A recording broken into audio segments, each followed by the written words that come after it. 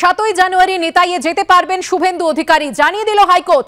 বিকেল 5টা থেকে সন্ধে 6টার মধ্যে শ্রদ্ধা জানাতে পারবেন বিরোধী দলনেতা। নিরাপত্তা রক্ষী সহ সীমিত লোক নিয়ে শুভেন্দুকে যাওয়ার অনুমতি হাইকোর্টের। বিকেল 4:30-এর মধ্যে শেষ করতে হবে নেতাই শহীদ স্মৃতিক রক্ষা কমিটির অনুষ্ঠান, এমনটাই নির্দেশ দিয়েছেন বিচারপতি জয় সেনগুপ্ত। গোটা অনুষ্ঠানের ভিডিওগ্রাফির নির্দেশ কলকাতা হাইকোর্টের। 12 বছর ধরে এই অনুষ্ঠান হচ্ছে। আগে শুভেন্দু অধিকারীকে অতিথি হিসেবে আমন্ত্রণ জানানো হতো। দলবদলের পর তাঁর ওপর আগ্রহ হারিয়েছে আয়োজক কমিটি। যদিও শুভেন্দু অধিকারী সেখানে যেতে আগ্রহী, মন্তব্য বিচারপতি।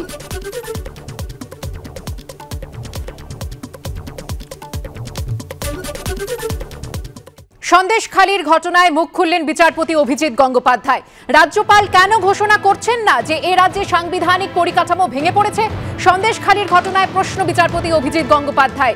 যদি তদন্তকারীরা মার খান তাহলে তদন্ত কিভাবে হবে? প্রশ্ন অভিজিৎ গঙ্গোপাধ্যায়। তোমরা কি করছো? তোমাদের সঙ্গে গুলি বন্দুক থাকে না? চালাতে পারো না? 2 জন অফিসারকে মেরেছে, 200 জনকে পাঠাও। সিবিআইয়ের আইনজীবীকে উদ্দেশ্য করে মন্তব্য বিচারপতি অভিজিৎ গঙ্গোপাধ্যায়।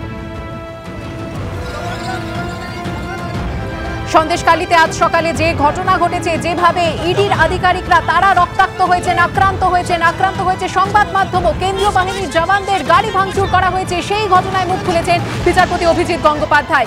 রাজ্যপাল কেন ঘোষণা করছেন না যে রাজ্যে সাংবিধানিক পরিকাঠামো ভেঙে পড়েছে? সন্দেশখালীর ঘটনায় প্রশ্ন তুলেছেন বিচারপতি অভিজিৎ গঙ্গোপাধ্যায়। যদি তদন্তকারীরা মার খান তাহলে তদন্ত কিভাবে হবে? প্রশ্ন তুলেছেন বিচারপতি। তোমরা কি করছো? তোমাদের সঙ্গে গুলি বন্দুক থাকে না? চালাতে পারো না? 2 জন অফিসারকে মেরেছে, 200 জনকে পাঠাও। সিবিআইয়ের আইনজীবীকে উদ্দেশ্য করে মন্তব্য বিচারপতি অভিজিৎ গঙ্গোপাধ্যায়।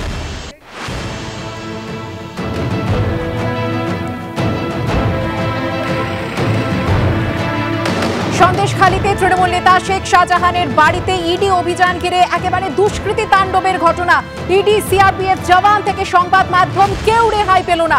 খবর করতে গিয়ে আক্রান্ত হলো এবিপি আনন্দ, ভাঙা হলো ক্যামেরা, গাড়ি, মোবাইল ফোন ছিনতাই করা হলো।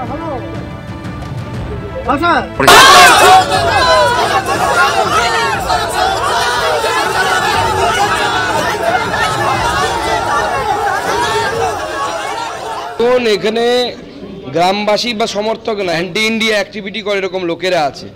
বর্তমানে তৃণমূল কংগ্রেসের এই নেতারা ভারতবর্ষের আন্তরিক সুরক্ষার জন্য অন্যতম থ্রেট বা ভয়ের কারণ হয়ে যাচ্ছে। শাহজাহানের মতো লোকেদেরকে যেভাবে দেশবিরোধী কাজে প্রোৎসাহিত করছে, আগামী দিনে পশ্চিমবঙ্গ সরকার ভারতবর্ষের অর্থাৎ আমাদের দেশের ইন্টারনাল সিকিউরিটি, আন্তরিক সুরক্ষার জন্য বিপদ। আগামী দিনে বাঙালিদের সাথে এরকম সব জায়গায় হতে পারে। বিজেপির রাজ্য সভাপতি সুকান্ত মজুমদার সরাসরি এই ঘটনায় শাসক দলের দিকে আঙুল তুলেছেন। পাল্টা কি বলেছে তৃণমূলের রাজ্য সাধারণ সম্পাদক কুণাল ঘোষ, রাখবো আপনাদের সামনে। আমরা প্রথমে বলি, এই সিচুয়েশনটা অনভিপ্রেত। এটা তৈরি করেছে অতি পরিকল্পিতভাবে বিজেপি।